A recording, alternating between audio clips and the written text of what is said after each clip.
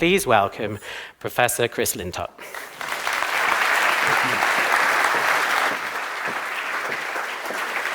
Evening, everybody. Thank you very much for being here. I thought this was a good subject for a cold January day, and I'm delighted to see that so many of you agree. This has been the most difficult lecture I've written of my tenure at Gresham so far, because the sun is so familiar to all of us. Wherever humankind has gone, wherever we've been in the world, or indeed in the solar system, we have the sun as our constant presence. And so it's a subject that you perhaps feel you know all about. This is a gratuitous sunset photo taken on Mars by one of the Mars rovers from Spirit, the robot geologist that explored the red planet on May the 19th, 2005, showing sunset on the planet. But it's that familiar scene, rendered Earth-like by the presence of our friendly neighborhood star. It gives us the sky that we're used to. The blue color in this image is pretty close to what you would have seen if you were sitting on Mars next to the rover. Do take your own oxygen, of course. And it's striking how universal an understanding of the sun as an important and friendly presence is. Even in kids' drawings, this masterpiece by my nephew Finn, for example, shows a dramatic scene. He calls it the end of the dinosaurs. I think a volcano is involved. But despite the devastation on Earth, in the top left, a nice friendly yellow disk with rays coming out of it, how we all think about the sun, though I guess sometimes it has sunglasses on as well. Fred Hoyle, the great cosmologist, and the person who taught us how many of the stars in the universe shine, once started a lecture on stellar, not solar, but stellar structure in Cambridge by noting that stars are simple. And a heckler from the back of the room said, "If you were that far away, you'd look simple too, Fred." And one of the problems that I have approaching the sun as an astrophysicist is that it's close enough that we can see that it's complicated. When stars are distant, when they're just a point of light in the night sky, then it's easy to think of them as simple. But when we can see the sun close up, we get a long way from the picture that we're used to drawing as kids. The lecture is particularly timely because of the adventures of a small space probe shown here in this artist's impression, the Parker Solar Probe, which has just fulfilled an ambition that goes back to the dawning of the space age. One of the three tasks that were set to NASA when it was set up in the late 1950s was to send a craft close to the sun to understand the processes that drive our star. This was so complicated that it's only been achieved in the last few weeks. The Parker Solar Probe flew closer than any other object ever has to the solar surface. If the sun and the Earth were a meter apart, then the closest approach would have been about 4 centimeters. And the probe, as it passed just 3.8 million miles above the visible surface of the star, was moving at 430,000 miles per hour, making it the fastest human-made object ever. It's a remarkable technological achievement. The temperature on the front of the probe was about 1,000 degrees centigrade, and the reason it took NASA 70 years to get to this technology was that a heat shield needed to be developed so that the instruments work at pretty much room temperature, despite the presence of the sun just on the other side of them. So this lecture includes some of the latest results from Parker, but also from a whole suite of missions which carpet the solar system and which help us understand what's happening on our nearest star. There are many examples here, and I won't go through them all, but what I really want to point out is that pretty much any spacecraft in operation is doing some sort of solar sensing.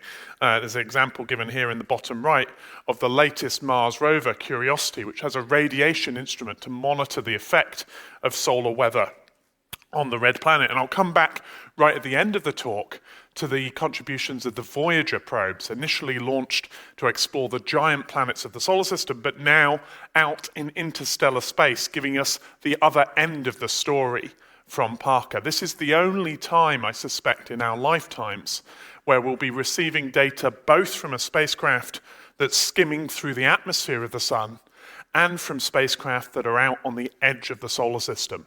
And combining those two things tells us a story that affects us sitting in the middle on Earth. The other spacecraft I want to make sure that I mention right up at the top is a European contribution to this fleet. It's a spacecraft called Solar Orbiter, which sits a little further out than Parker. It's on a 6-month elliptical orbit, so it swings closer and further away from the sun. And its role is essentially to monitor the whole disk. So this is a few months' worth, actually about a year's worth of Solar Orbiter images in the ultraviolet that shows an active sun with details that we'll get into. And the blue flashes here are flares, material that's flung off out into the solar system. And you can see the detail in these images when combined with the instruments from Parker's remarkable passage close to the sun are giving us a new picture of this star.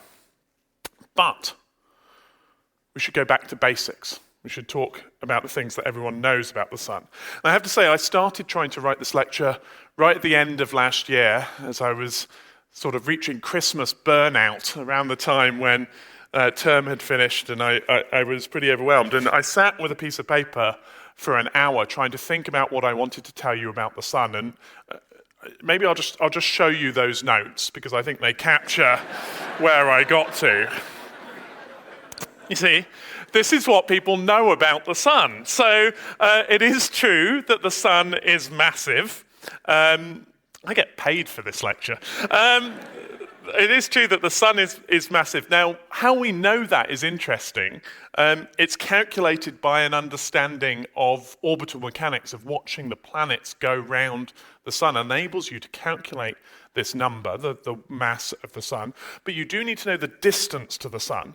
And that was first calculated with precision in the 18th century when astronomers watched the transit of Venus, when they watched the planet Venus pass in front of the sun from different places on the Earth and used parallax, the difference in timings of that event from different places to work out a distance, plug that into the maths via a method originally suggested by Edmund Halley and others, and you end up with the idea that the sun weighs about 333,000 times the mass of the Earth. So that's about 2 times 10 to the 30, so 1,000 billion kilograms.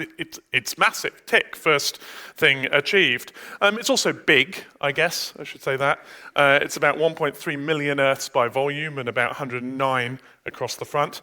Hot is rather more controversial, which sounds ridiculous. Surely the one thing we know is that the sun is hot, but the great William Herschel, the greatest English observer of all time, the discoverer of Uranus, in the 18th century was a proponent of the idea that the sun was cold. In fact, he described it as a cool, dark, solid globe clothed in luxuriant vegetation, doubtlessly richly stored with inhabitants. So he thought people lived on the sun.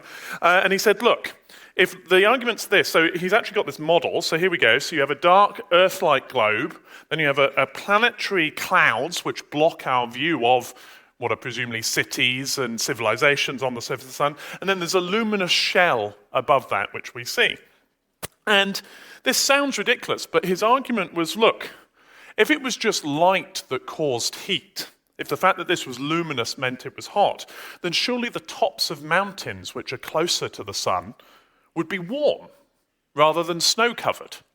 And so he argued that you need what he called a calorific medium, something on the ground that converts light to heat. And in the absence of that, surely people could live on the sun. Now, I'm here to declare that this is actually our modern... No, not really. We no longer believe that the sun is inhabited. We know that it's hot, and people quickly realized in the 18th century that, indeed, the light from the sun indicates that it's hot, about 6,000 degrees on the visible surface. But that opened up the argument of where the source of the energy that the sun provides is coming from. It was a problem that troubled a large number of physicists, many of which looked slightly like walruses. This is Kelvin and this is Helmholtz, two of the people engaged in this. Kelvin, probably the great 19th century physicist. They argued that the sun really had to get its source of energy internally. That what was happening was that material that made up the sun, either primordial material that had been assembled somehow into this star, or material that was still raining down onto the sun, comets, meteors, and so on, that the contraction of that material, squeezed under gravity, would release heat. Kelvin said that some form of this theory is certainly the true and complete explanation of solar heat, and this can scarcely be doubted when the following reasons are considered. One, no other natural explanation can be conceived. All right, well, that's cheating. Two, the chemical theory, the idea that the sun is made of coal or something like that, is quite insufficient because the most energetic chemical action that we know taking place between substances amounting to the whole sun's mass, so this is if the sun was made of coal or something like that, would generate 3,000 years heat. And they knew that the Earth was older than 3,000 years. And he goes on and says, there's no difficulty in counting for 20 million years worth of heat by the meteoric theory, by this collapse. And you can actually work out, we know the mass of the sun, you can work out what's called the Kelvin-Helmholtz timescale, you can work out how long that body would take to collapse, and you get a value in sort of tens of millions of years. So you can explain a solar system that's tens of millions of years old just by having things collapse. And you can extend it a bit by throwing more stuff in, and indeed today, using satellites like SOHO, with the sun's disk blocked out here, we see comets plunging into the sun. That's a comet on the right there, and about 4,000 or 5,000 of these things have been seen in the last 20 years. So stuff does fall in. You still can't quite beat a few tens of millions of years. And this is a problem, because of observations made by people like geologist James Hutton of places like this. This is Sicker Point in Scotland. This is a place where two different types of rock rub up against each other. In fact, you can see in this sketch made in 1788 from James Hall the crucial observation. You've got these vertical rocks. These are grey wacke sandstone, very suitable for growing Sauvignon Blanc on, but probably not in Scotland. But importantly, deposited over many millions of years, possibly at the base of an ocean. We now know they're about 435 million years old. But they're topped by these rocks with a different angle of spread. Those are the red ones on the top there. This is an old red sandstone. It's 360 million years ago old. And in between, there's 65 million years of missing history. And Hutton knew that here and in other places, he was looking at two slow processes with an unknown gap in between them. And he used things like this to argue for the concept of deep time. Though he wouldn't have known the numbers that I told you, he realized that the Earth had to be hundreds of millions or even billions of years old. And so a theory of the sun's heat, which could only account for a sun that maybe was 20 or 30 million years ago, was incompatible with geology, with a growing understanding of how old the Earth was. This was not a view accepted by Kelvin, and a controversy about whether the Earth truly was old or whether the sun needed a different power source rumbled on for most of the 19th century until it was realized that there was another potential source. Radioactivity was discovered in the lab. Materials that when they break down under nuclear fission emit heat were discovered. So if you make the sun of those, you can have a long-lived radioactive sun. So this means the crucial question becomes, what is the sun made of? And unbelievably, we can actually measure that directly. This is a modern picture of the solar spectrum, of the light of the sun split into its constituent wavelengths. You can see immediately two features. One is that there's a rainbow, and here I've wrapped the rainbow round so that it is not just one long strip, but you go from top to bottom.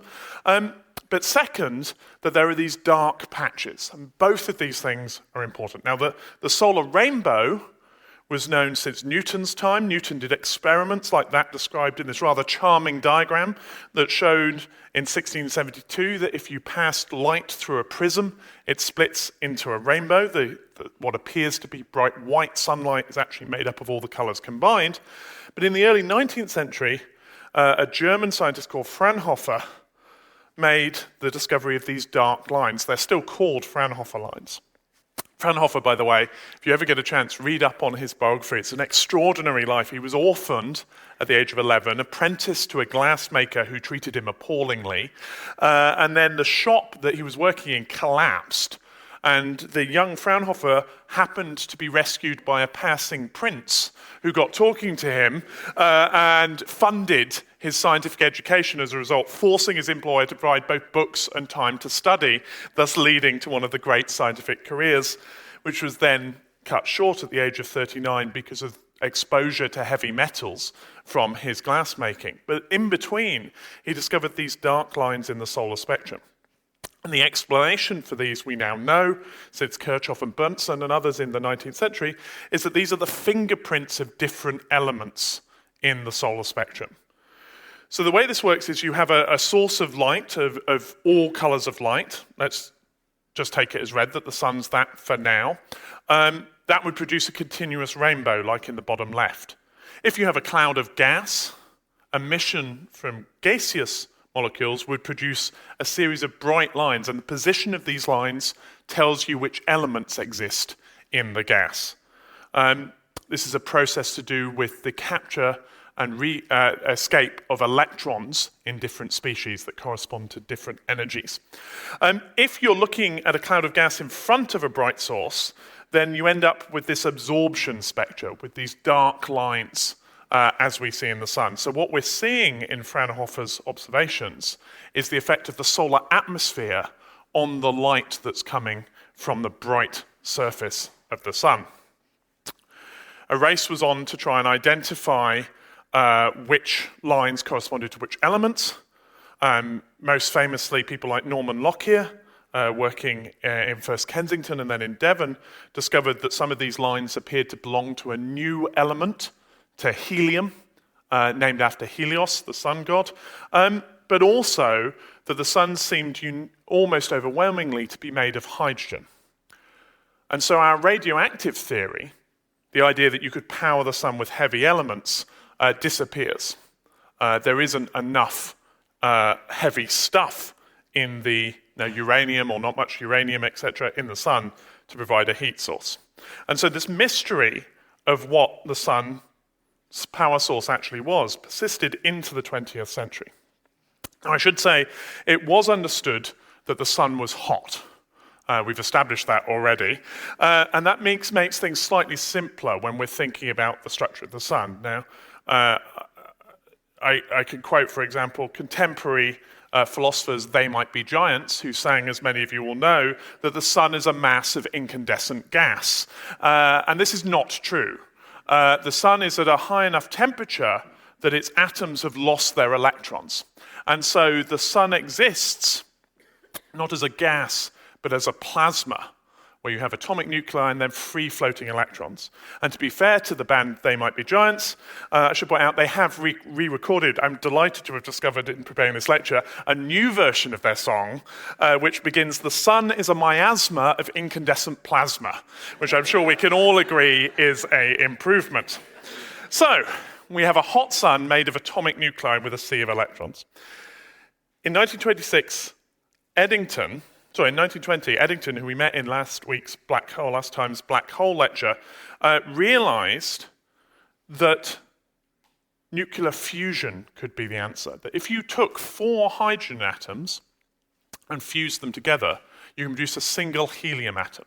And it was newly discovered in the 1920s that the weight of one helium atom is a tiny percentage smaller than the weight of 4 hydrogen atoms. And because of that difference, when you fuse 4 hydrogen atoms together to form 1 helium, you get, via E equals mc squared, Einstein's great equation, a release of energy. And so Eddington realized that the sun could be burning hydrogen to helium. And indeed, that's what's happening at its core at temperatures of millions of degrees. There's a cycle of reactions happening, the most common of which is known as the proton-proton-1 cycle, which is shown here. You take 2 protons, 2 hydrogen nuclei, they merge, they produce a deuterium nucleus with 1 proton and 1 neutron. That then merges with another proton. You form a helium nucleus with 2 protons and a neutron, and then you merge two of those together and you get your final stable form of helium and two hydrogens. This is not a fast process. It's very sensitive to temperature, actually proportional to T to the 12, so a small change in temperature will make a big difference. And the average proton in the center of the sun will hang around for about 9 billion years before it takes part in this reaction. It's that first step that's limiting, and as a result, the lifetime of the sun is of order 8 to 10 billion years. Once you form your deuterium, that goes fast. That will merge within about a second, and then about 400 years for the helium-3 to form stable helium-4. And there are other more complicated reactions that are going on as well. I should say, by the way, that it's been argued by my predecessor in this chair, John Barrow, and others, that we're lucky that the universe does this.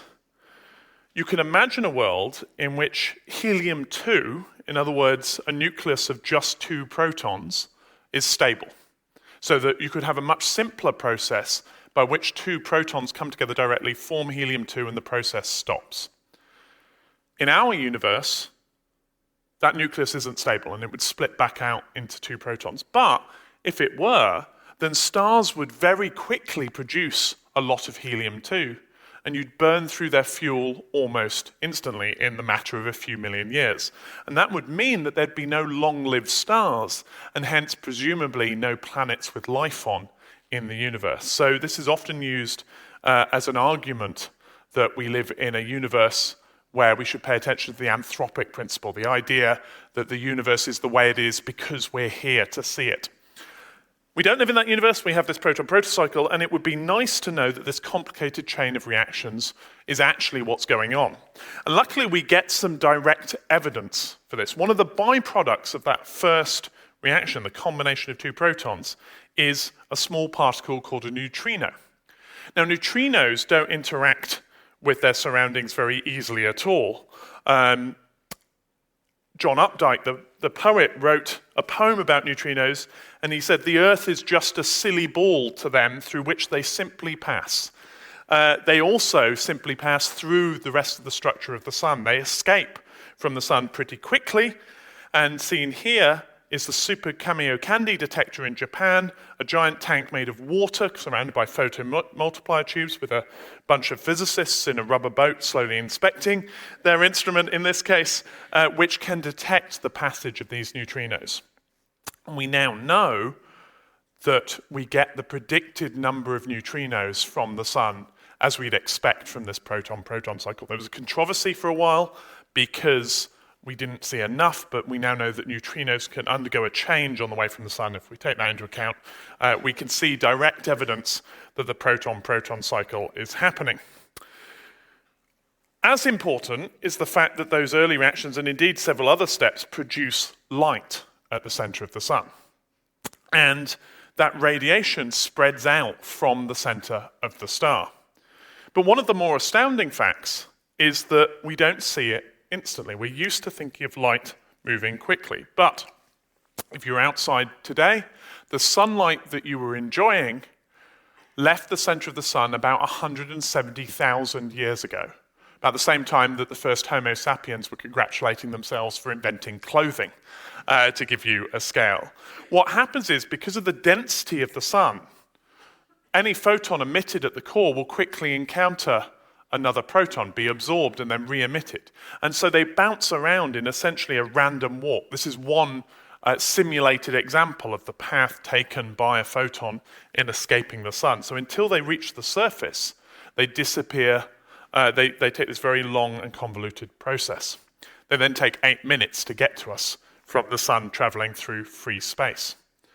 The picture's complicated again. We actually have a core, a radiative zone where these photons are able to move outwards, and then there's a convective zone at the top, an area where there are large circulations of material rising and falling in the outer layers of the sun, rather like the circulation of Earth in the great air currents that we see in our atmosphere. We know about this structure because colleagues have made a detailed study of the vibrations of the surface of the sun, a science called helioseismology, which seems to delight in wonderful names for experiments. There's GONG, the Global Oscillations Network Group. Trying quite hard there to make that work. And my favorite, our local helioseismologists, BISON, the Birmingham Solar Oscillations Network. And they've done an enormous amount of work, the equivalent of using earthquakes to understand the Earth's core. We look at vibrations on the surface of the sun to understand the internal structure. The core is mysterious. The rest of it has begun to make sense. So we have this surface, we have this continuous spectrum. It's an interesting problem, by the way, why the sun emits a broad brush spectrum, a continuous spectrum. I don't have time to talk about it, but when we look at that visible surface, that area from which photons escape, when we look in detail, then we see a remarkably complicated picture. This is an image from the Daniel K. Inouye Solar Telescope in Hawaii. Each cell that you see here is the size of Texas, and I'm going to take 10 minutes of observation, speed them up for you. And what you're seeing here is a dynamic surface of the sun. This isn't a computer simulation. These are real images from the largest telescope in the world that studies the sun. And what you can see is a changing pattern of what are known as granules, these cell-like structures which swell and shrink, which turn over and represent the upper surface of that convective zone, that region where material's bubbling up to the surface. If I play that again, you can see in between the granules, there are really fine scale structures. The smallest features in this image are only about 30 kilometers across, and those bright patches are going to turn out to be very important. But even here, with this first close-up image of the sun, we've come a long way from a bright yellow disk in the sky. We've reached a complicated and difficult place to explain. Let's zoom out a bit. Here's the sun as it was yesterday, seen by the Solar Dynamical Observatory, and this is an ultraviolet image, so you can see on the surface of the sun, bright patches here are hot, so there are areas of intense activity. We've got these strange streamers that are twisted around. There's this large dark region across the center, a cooler region on the surface of the sun. But if we step through different wavelengths of light, if we use different cameras, the picture changes. So you can see here in the extreme ultraviolet, you can see that there is activity. That dark area has become a site of one large structure. We can see in this image there are filaments and prominences on the edge of the sun, large loops, each of which is big enough to contain the Earth. And in excited X-rays, we see that those areas where materials shooting up into the sun are extremely hot indeed, going up to a few million degrees. I recommend, by the way, the Solar Dynamic Observatory updates its images about 3 or 4 times a day, and I really recommend starting your day by seeing what the sun's doing. It's a nice way to feel part of the universe. You don't even need these fancy cameras. This is from SDO, again from yesterday, but this is a visible light image of the sun. And in some ways, this is the oldest sort of solar observing. What you can see here is the yellow disk that we're expecting, but there are also a couple of dark sunspot groups on the sun at the minute. And these have been observed from before telescopic times, when people occasionally were able to look at the sun through thick fog. Do not try and look at the sun directly. It's dangerous. You will blind yourself if you try and use optical aid to do that. But early telescopic observers, Galileo and Thomas Harriot, the first person in the UK, we think, to make scientific instruments, observations with a telescope, in 1610, spotted sunspots. I should say Thomas Harriot, if you don't know the Harriot story, he's great. He got hold of what he called a Dutch trunk, which turns out to have been a telescope. He drew the first map of the moon, and I was talking to somebody about him yesterday, and found out that he's credited with the introduction of the potato to the UK. So the first astronomer and the person who invented chips, he should be a national hero, I think. Anyway, I'm not going to show you these are Galileo's observations of sunspots. He did actually damage his eyes by making these, but this is a modern animation And what you can see is that over the course of several days, this is about a month's worth of observations of the sun made at about the same time each day, the spots move across the surface, and they also change and evolve as they do. So by watching sunspots like this, observers were able to deduce that the sun rotates, but it has a rotation period that depends on where you are. It's about 24 and a half days near the equator, about 36 days near the poles. So there's what we call a differential rotation. Remember, this isn't a solid body. It's a miasma of incandescent plasma. It is a rotating body of gas, if you prefer. So what's going on? What are these sunspots? Well, they're produced by the magnetic field of the sun. And we're used to the idea of magnetic fields. If you remember your geography at school, you'll know that we think of the Earth as having the kind of field that you associate with a bar magnet, with poles and then these looping field lines. And that's a pretty good first description of the solar field, except that the entire sun is rotating. And so that means that once every 8 months, the field lines get completely wrapped around the sun, doubling the strength of the field. And so you end up with a twisted magnetic field. There's also all that motion I told you about in the upper layers of the solar atmosphere. And that causes twisting in the field. And you can think of this as twisting up elastic bands. So you're storing energy within the magnetic field. And that stored energy, and its need to escape, creates a range of behavior, including sunspots. So here are some more examples from that telescope on Maui in Hawaii. They show the complexity of the quiet sun in the top right and the bottom left, where there are these dark threads visible. But the other images here are all sunspots. Here is a particularly lovely example. The dark region is cooler. Because it's cooler, light is escaping from the solar surface lower down. So this is a place where we're seeing down into the sun.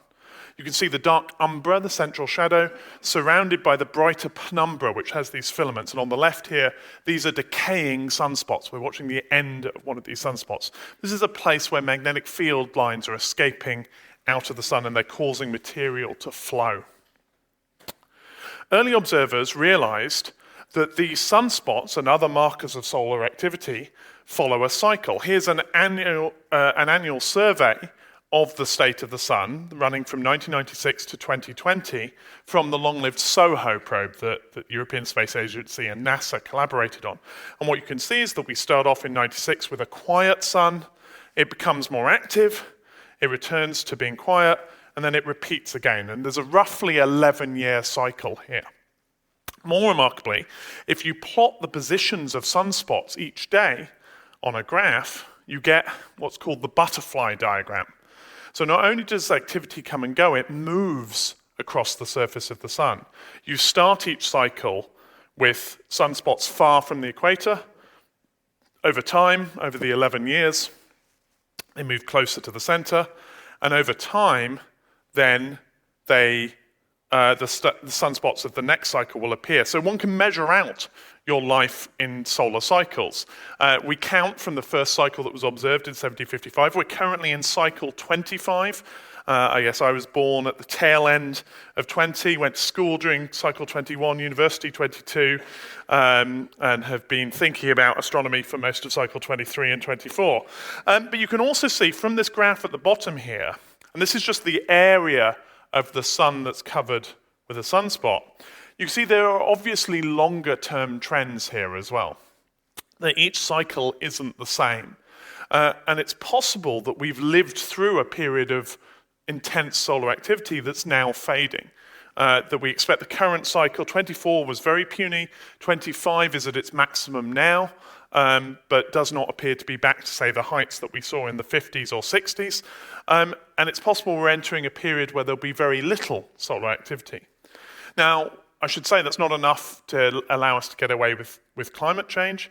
A change in temperature might be as much as a fraction of a degree because of this change, but it shows us that there's a complex long-term evolution of the sun going on, that each cycle affects its subsequent neighbors and so on. And the origins of this 11-year cycle are still being debated today. We actually think it's a 22-year cycle because the polarity, the north and south pole, flip in between each cycle. But we should continue on outwards. We reach the solar surface and sunspots. We can go further. We can look at the solar corona, its atmosphere, seen here during a total solar eclipse. During such an event, the moon blocks out the bright photosphere of the sun, and we're left with a momentary glimpse lasting just a few minutes of the pearly white corona of the sun. You can see here there's also a few prominences around on the right-hand side, those places where material's being thrown up above the solar surface, shown here in red.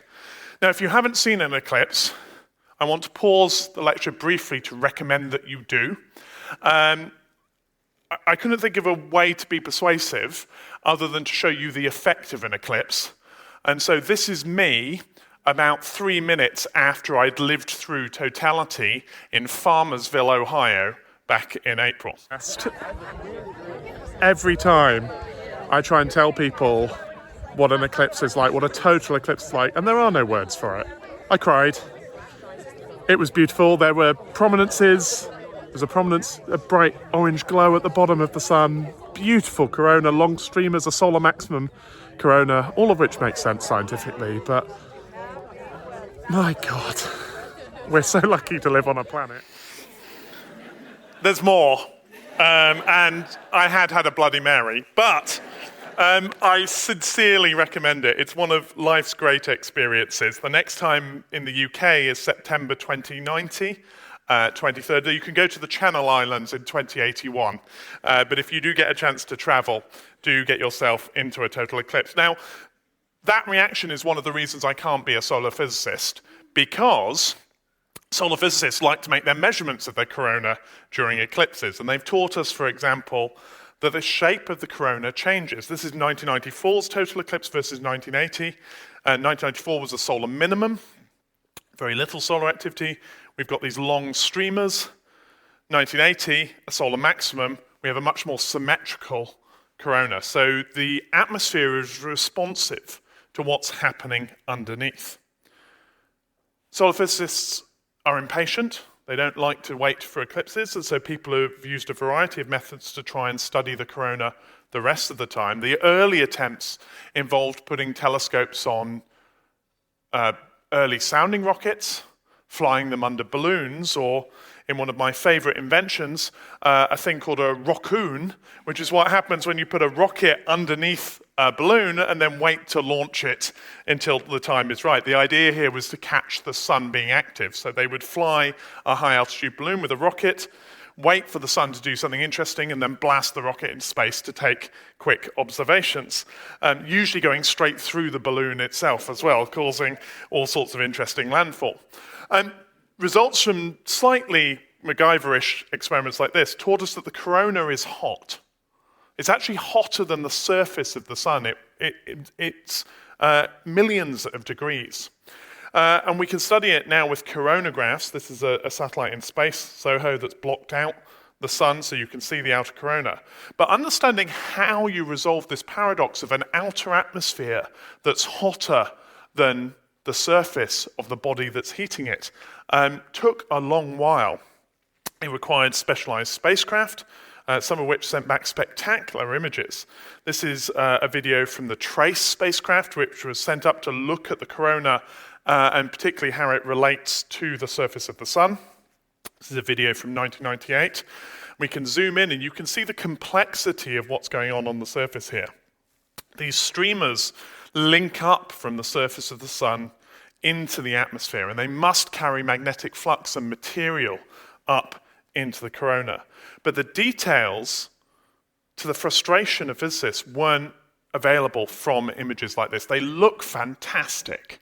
I had trace imagery as my computer background for a long time, but it's only when we got back to these images, taken in the last few years, that show those 30-kilometer size features that people could see what's going on. If you look, there are bright patches in between the cells, in between the granules. And those bright patches are places where material is connecting back up to the corona. So it's the structure of the sun in between these active regions that's heating up its outer atmosphere and maintaining a corona at millions of degrees. Now, that corona stretches out into space. It can have a dramatic effect on its surroundings.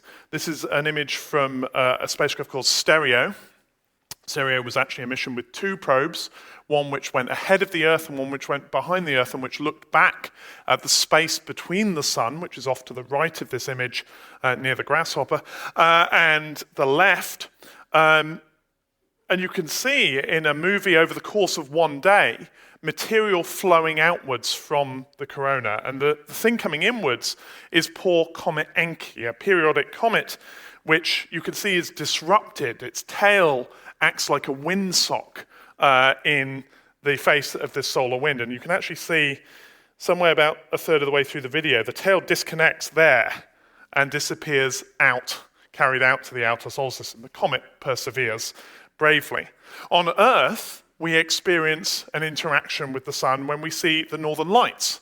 We had a couple of amazing displays last year. This is from October, taken just down the road from my home in Oxford, showing a beautiful display of the aurora caused by particles from the solar wind hitting our planet's atmosphere, being funneled by its magnetic field down to the upper atmosphere and exciting atoms in our atmosphere to glow.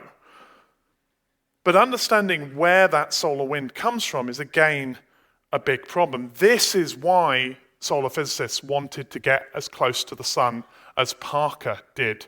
For the first time, the Parker Solar Probe is flying close enough to the sun to be in the region where the particles that form this solar wind are accelerated. So we're actually studying the processes which speed up this wind that spreads out into the solar system. And sometimes we've been able to combine those results with more distant views. So this is a view of the sun from March in 2022. And at this time, Parker was close to the sun, so we had a sense of what was going on low down in the solar wind. The dotted line here represents the solar orbiter trajectory, so we got this view of what was happening down on the surface. And if you imagine being able to put together an instrument that's collecting and analyzing the particles that are flowing from the sun with this detailed view, you can see why scientists are now confident that we understand where the solar wind is coming from. It's from this complex and magnetic interaction around the active regions on the sun, not from the activity that we see itself, but from its effects on the rest of the sun. Solar activity can be more dramatic. This is the 1860 eclipse. This is a beautiful drawing of the corona, but it appears to me that the observer has dropped a cinnamon roll or something onto their telescope. This feature down in the bottom right, which appears in all contemporary descriptions of this one particular eclipse in 1860, is what we would call a coronal mass ejection. This is a modern version of that from Soho. And a CME is a mountain's worth of material shed quickly from the sun and sent flooding across the solar system. My friend Chris Scott, who studies the sun and its effects on our upper atmosphere, talks about it as a billion tons of matter moving at 1,000,000 miles an hour across the solar system. And these things slam into our atmosphere and cause spectacular auroral displays. The most exciting of those came just a year before that 1860 eclipse. It's known as the Carrington event, after the observer in the UK, in fact in Surrey. This is the rather wonderful Red Hill Observatory, a nice bucolic house with a dome stuck on the end, every astronomer's dream home. This is Richard Carrington, who made, in 1859, a drawing on the 1st of September of this extremely large and complicated sunspot group on the surface of the sun. And Carrington noticed while he was observing that there was a flash of light that was brighter than anything he'd seen. And what he'd seen was one of these coronal mass ejections, we think, shooting up from this sunspot group. 24 hours later, magnetic observatories in Greenwich and elsewhere recorded a disturbance in the Earth's magnetic field, and an enormous auroral storm was seen more or less right across the planet There's a wonderful description, for example, from a gold miner in Perth in Australia. Now, that's pretty close to the equator. We don't normally get the southern lights there, but the record records that a scene of almost unspeakable beauty presented itself. Lights of every imaginable colour issued from the southern heavens, with one colour fading away, only to give place to another, if possible more beautiful than the last. The streams mounting to the zenith, but always becoming a rich purple when reaching there. The rationalist and the pantheist saw nature in her most exquisite robes, recognizing the divine immanence, immutable law, cause and effect. The superstitious and the fanatical had dire forebodings and thought it a foreshadowing of Armageddon and final dissolution. This is the kind of scientific description we deserve, I think, for these kind of events. The point is, it was spectacular. There's a wonderful record of telegraph operators in the US discovering that they could operate their systems without any power source. They unplugged their batteries and found they could still communicate across the continent because of the electrical current provided by the aurora. Mostly, they talked about how strange this was. We have the records. These days, this kind of storm may cause enormous economic damage to an economy that's used to communication and electronics and spaceborne technology, but it was our first realization that these CMEs could have a serious effect on Earth. And they're still the subject of continuing study. I want to mention briefly, for example, work by Jenny O'Kane at University College London's Mullard Space Science Laboratory, where she's been looking at stealth coronal mass ejections. You can see one here in this image, but using Solar Orbiter and Parker, finding these things coming from the quiet bits of the sun, but still packing a magnetic punch capable of affecting what we're seeing on Earth. When places like the Met Office make predictions of solar weather, they have to worry about these sort of things as well. And the further you get and the deeper you get into the literature, the more you realize that A, solar physicists are having fun, and B, these things are complicated. There's been great excitement, and these are real images stitched together. These are from Solar Orbiter, though they're showing a feature that Parker also sees of a switchback. So you can see this is a streamer coming out from the corona, and hopefully you can see there's a kind of S shape there. So normal theory would suggest that these things should just stream out, but that we keep seeing these changes. And it's to do with the twisting and alteration of the magnetic field of the sun in ways that we're only now beginning to understand from these missions. And I realize as I'm talking like this that we've come a long way from my piece of paper that said the sun was massive and hot. You realize that to understand the sun, because we have the ability to study it in detail, you have this complex magnetohydrodynamical puzzle that requires equations and computer simulations and sophisticated technology just to answer the question, what will the sun be like tomorrow? Let alone what will the sun be like in a decade or 100 or 1,000 years' time. It is a complicated system worth studying. And just in the last month, there's been the release of what's called the Decadal Study in the US. This is a National Academy report that reviewed all of heliospheric science and said what we should do in the future to study the sun. And they proposed a couple of missions, one called Lynx, which would have 6 spacecraft in Earth orbit, swinging out to 9 times the radius of the Earth to understand this interaction between the Earth and Sun. But they're also proposing a polar orbiter to go for only the second time. You send a spacecraft out to Jupiter, you swing around Jupiter, and you swing up and over the poles of the sun, a region that we've studied once and have no pictures of, but which is crucial in understanding these magnetic interactions. One final question is that given that we can study the sun because it's close, it's important, I think, to think about whether the things that we see here must also happen on other stars. After all, we know the sun is special because it has us going around it. And so it may be that the sun has phenomena that we don't see elsewhere. We've seen star spots on other stars, mostly on large stars where we're able to resolve them. But one particular exciting line of inquiry that I think is fascinating and will be important in the next couple of years is the search for solar siblings, for stars that formed 5 billion years ago in the same nebula, the same nursery, as our own sun. We found one good one so far. It's called HD 162826. It's here in the sky, just in the summer sky from the UK.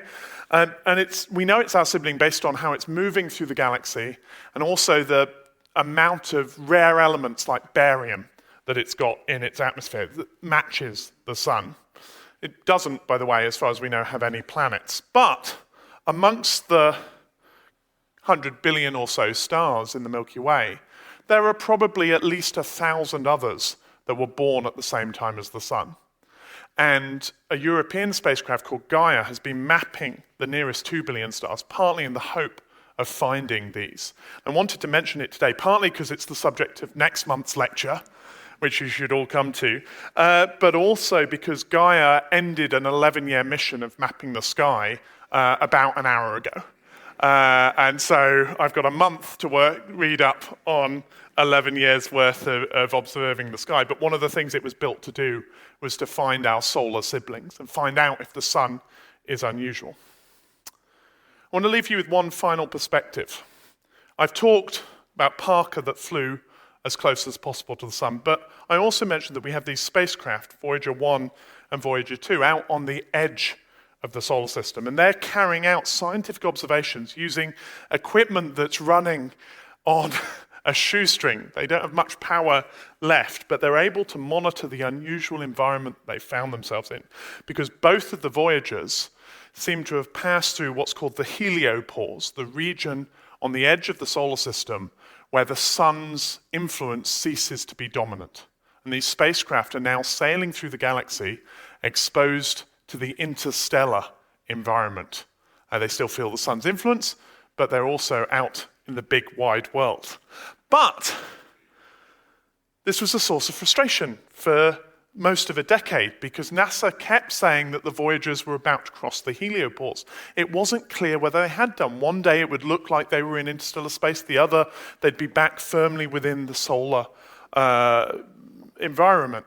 And what we've realized is that this edge of the solar system, drawn in this lovely artist's impression as a nice smooth bubble, is actually a complicated place.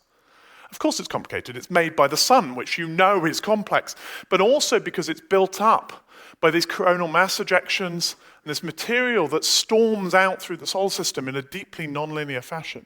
And so what happens on the edge of the solar system, way beyond Neptune and Pluto, which is not a planet, but out on the outer edges of the solar system, what you get is a build-up of bubbles sent from the sun via these violent processes that we're only now able to understand, creating a complex border which we've just managed to send 2 craft sailing through to explore. Between them and the thing moving faster than anything else, we're slowly getting to the point where we actually understand the true complexity of our star. Thank you very much.